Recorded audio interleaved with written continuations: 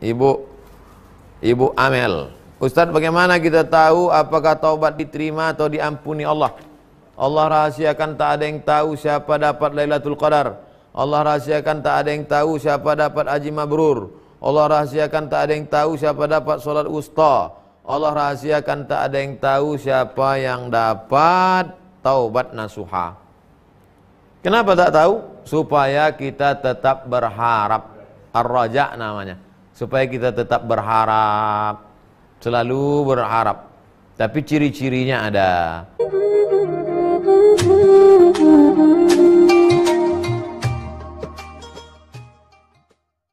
Ibu Mary Nofrianti. Assalamualaikum Ustaz. Waalaikumsalam warahmatullahi wabarakatuh. Tentang uang hantaran nikah. Bagaimana menyadarkan pemikiran orang tua memaksakan kehendak dengan menekan biaya pernikahan yang tinggi? Hai bapak-bapak yang punya anak gadis. Iza ja'akum man tardawna dinahu, kalau datang anak lajang memina anak gadismu. Tardawna dinahu, kau suka pada akhlaknya. Wa khuluqahu, kau suka pada akhlaknya. Kau suka pada agamanya, taat dia, soleh dia, baik akhlaknya, sopan dia. Fazawwijuhu, nikahkan anak gadismu. Illa taf'aluhu, jangan kau pasang antaran rame-rame banyak-banyak. Jangan kau minta tuntut itu ini. Pestanya mesti 7 hari 7 malam. Mesti di hotel bintang 5. Mesti itu ini. Akhirnya dia tak sanggup, batal. Iya, kalau setelah itu dia berhenti. Kalau dilanjutkannya dengan perbuatan dosa, ikut kau menanggungnya, Pak. Taubatlah pada Allah. Nah, udah selesai. Kirimkan ke siapa yang mau dipinang. Oke, 2. Ibu Amel. Ustadz, bagaimana kita tahu apakah taubat diterima atau diampuni Allah? Allah rahasiakan tak ada yang tahu siapa dapat Lailatul Qadar. Allah rahasiakan tak ada yang tahu siapa dapat haji mabrur. Allah rahasiakan tak ada yang tahu siapa dapat solat wusta. Allah rahasiakan tak ada yang tahu siapa yang dapat taubat nasuha. Kenapa tak tahu? Supaya kita tetap berharap. Ar-raja namanya. Supaya kita tetap berharap. Selalu berharap. Tapi ciri-cirinya ada. Orang yang sudah taubat itu, sudah hijrah itu sebetulnya hijrah. Sebetulnya taubat. Cuman sekarang lagi tren namanya hijrah. Sebelumnya bakhil, pelit, habis itu dermawan. Sebelum itu hatinya keras, setelah itu hatinya lembut, mudah menangis.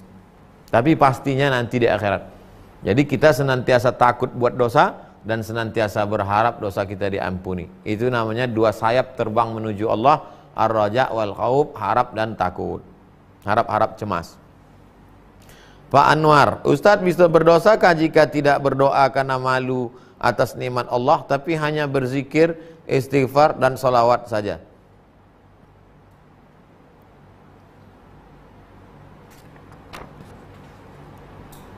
Kata Nabi SAW, dibacakannya ayat, Qul, katakan ya Muhammad, in kuntum tuhibbunallah, kalau memang kau cinta kepada Allah, fattabi'uni, ikuti Nabi.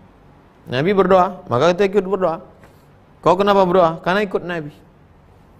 Jadi kalau ada orang malu berdoa kepada Allah Ta'ala, iya tak apa-apa. Coba tengok Nabi Adam.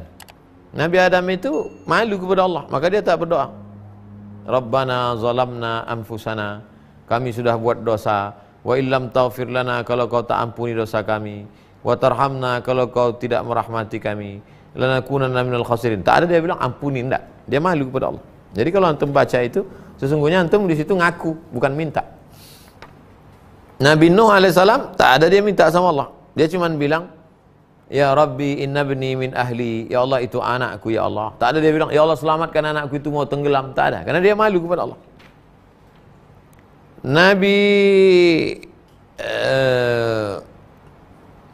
Nabi Ayub waktu sakit, tak ada dia minta, ya Allah sehatkan aku, tak ada. Dia cuma bilang, Rabbi anni massaniyad durru, ya Allah aku kena penyakit ya Allah. Wa anta arhamur rahimin, kau maha penyayang ya Allah.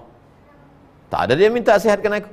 Dia cuma bilang, aku kena penyakit ya Allah. Dia cuma cerita aja. Tapi ada Nabi yang berdoa. Nabi Ibrahim alaihissalam, Rabbi habli minas solihin, berikanlah aku anak yang soleh. Nabi Zakaria, Rabbana hablana, Rabbi habli min ladunka zurriyatan tayyibah, berikanlah aku keturunan yang baik-baik. Nah, itu jadi kalau antum merasa malu berdoa kepada Allah, antum cuman berzikir, istighfar dan solawat. Man syaghalahu zikri, siapa yang sibuk berzikir, menyebut, mengingat aku sampai dia lupa berdoa, maka a'taituhu, aku berikan kepada dia lebih baik daripada orang yang meminta. Orang yang sibuk berzikir sampai lupa minta, aku berikan dia sesuatu yang lebih baik daripada orang yang minta. Ada orang minta banyak tapi nggak pernah zikir. Kita maunya dua-dua kita laksanakan. Zikirnya banyak, mintanya jangan terlalu banyak. 4. Airun Nisa. Ustadz, dosa besar apa saja yang diperlukan taubat? Ciri dosa besar itu apa? Ciri dosa besar itu adalah diantaranya disebutkan hukumannya. As-sariqu was-sariqatu faqta'u aydiyahuma. Pencuri laki-laki, pencuri perempuan, potong tangannya. Az-zaniyatu waz-zani fajlidu kulla wahidin minhuma mi'ata jaldah. Pezina perempuan, pezina laki-laki, cambuklah dia 100 kali. Asy-syaikhu was-syaikhatu farjumuhum al-battah. Pezina perempuan, laki-laki sudah menikah, lempar batu, rajam sampai mati. Itu beberapa contoh. Kalau disebutkan hukumannya berarti dosa besar. Atau ada sekedar ancamannya. Al-aidu ila hibatihi kal kalbi alladhi ya'udu ila qaihi. Orang yang minta hibahnya yang sudah dia berikan, dimintanya lagi, sama seperti anjing yang menjilat muntahnya.